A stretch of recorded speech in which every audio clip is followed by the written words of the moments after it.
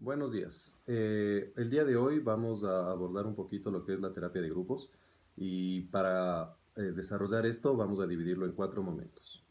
Vamos a hablar sobre lo que es la terapia de grupos, su valor terapéutico, el rol del terapeuta y la nueva aplicación de terapia de grupos en esta emergencia sanitaria. La psicoterapia de grupos es un procedimiento que casi siempre ha sido bastante efectivo, a su favor tiene bastante evidencia empírica. Y es una modalidad de tratamiento que se caracteriza por presentar sus beneficios básicamente por lograr una buena interacción entre los consultantes. La terapia de grupo es una modalidad que difiere del espacio individual y difiere del espacio de pareja y del familiar, y su distinción se encuentra básicamente en que el terapeuta tiene un rol menos influyente. El equipo clínico o el terapeuta lo que deben intentar hacer es fomentar y lograr intercambios terapéuticos entre los integrantes, más que ser él quien interviene y quien prescribe y quien formula señalamientos. La terapia de grupo se volvió una modalidad importante, interesante, además porque se puede aplicar en muchas condiciones, en niñez, en adolescencia, en adultez mayor, y en ese sentido es un instrumento versátil, amplio. Además, puede también tratar algunas conformaciones sintomáticas muy fuertes como son adicciones, desórdenes alimenticios, desórdenes de personalidad, de ansiedad, depresión, inclusive algunos estudios hay con esquizofrenia. Entonces es versátil porque se puede aplicar en varios momentos del desarrollo evolutivo, como se puede aplicar también en distintos diagnósticos y categorías diagnósticas. Entonces en ese sentido es un instrumento simple, es un instrumento fácil de aplicar y que tiende a generar resultados positivos en el corto, mediano y largo plazo. Otra característica muy importante en la terapia de grupo es tratar de entender qué es lo terapéutico, ¿sí? Cuando se hace intervención en psicoterapia es muy importante tener en cuenta esto, cuáles son los factores terapéuticos de una intervención. Y en el caso de la terapia de grupo, en esta modalidad, muchas de las características que tiene es que lo terapéutico se encuentra, como hablábamos hace un rato, en lograr que los integrantes del grupo, desde su experiencia, hagan observaciones de los otros integrantes. Entonces, se debería conseguir en terapia de grupos que los consultantes o los participantes del espacio terapéutico puedan elevar su nivel de atención sobre la historia del otro y además de encontrar posibles alternativas para sugerirle algo. Porque a diferencia del equipo clínico, la experiencia de los integrantes del grupo es vivencial. ¿Qué quiere decir esto? Que si nosotros conformamos un grupo de personas que tienen diagnósticos de depresión, lo que pasa es que los consultantes comprenden el problema de una manera existencial porque lo viven. El equipo clínico puede especializarse, puede leer, puede tener especialidades, pero técnicamente no conoce la experiencia de sufrimiento a nivel sintomático.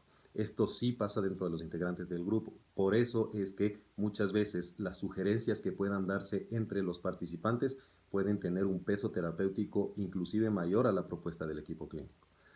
Eh, el valor terapéutico de este tipo de modalidad se encuentra en que podamos lograr que los integrantes intercambien experiencias ordenadamente y que los propios integrantes vayan sugiriendo formas de resolución basada en su propia experiencia. No quiere decir que lo que le sirvió a un integrante le va a servir a otro, pero sí que un integrante puede escuchar las formas de solución de un problema de un compañero y llevarlas a su realidad, adaptarlas a su conflicto y tratar de ejecutarlas.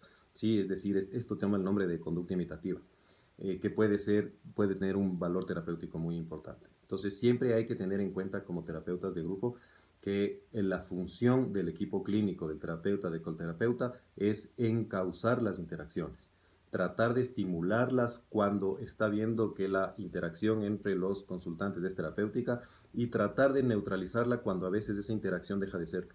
Entonces el equipo clínico, el terapeuta y el coterapeuta deben estar atentos en todo momento a que la interacción sea terapéutica. Entonces se pasa a ser un coordinador de interacciones y no solamente o exclusivamente un interpretador de significados.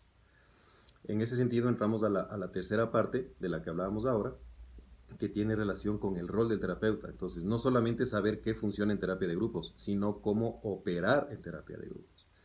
De nuestra experiencia y algo del conocimiento empírico al respecto, hemos visto que el terapeuta debe tener una disciplina interior y llevarla a la supervisión con sus colegas para intentar que en esta modalidad no caigamos en lo que nos pasa en individual, que es siempre estar atento a la interacción, a la interpretación del significado, a la emoción dominante o a los procesos mentales dominantes, y salir de ese rol y tratar de lograr que esta conversación se lleve a los compañeros. Entonces, que el terapeuta quede dentro del espacio terapéutico, pero logrando que los consultantes sean quienes expresan su experiencia, quienes se angustian en esa experiencia, quienes se empatizan con el otro, ¿sí?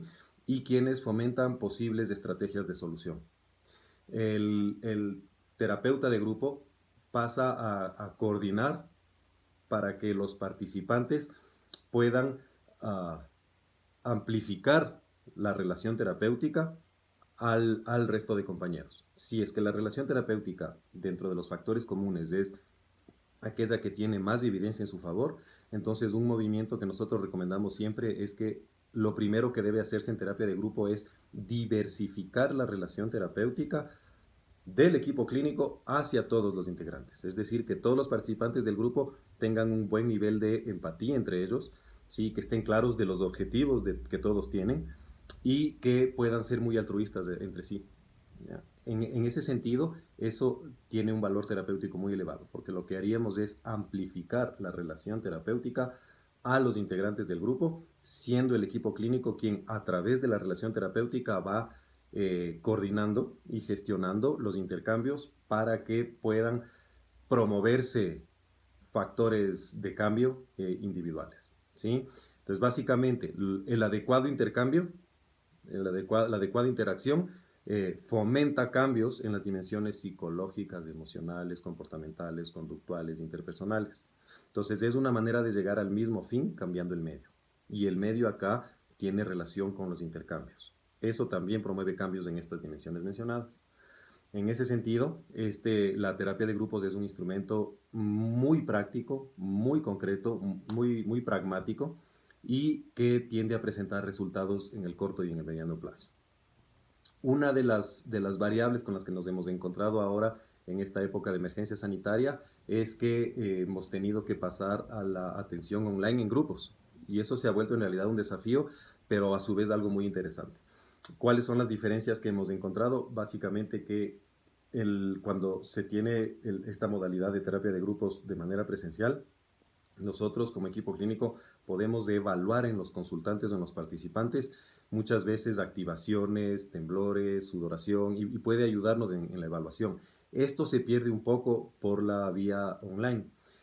Y eso ha terminado generando que algunos protocolos de intervención deban cambiarse. Uno de ellos, por ejemplo, es encontrar la manera de que los consultantes siempre estén conectados en cámara para evitar que la apaguen mientras otro habla y revela su experiencia, ya porque esto puede precisamente alterar la relación terapéutica.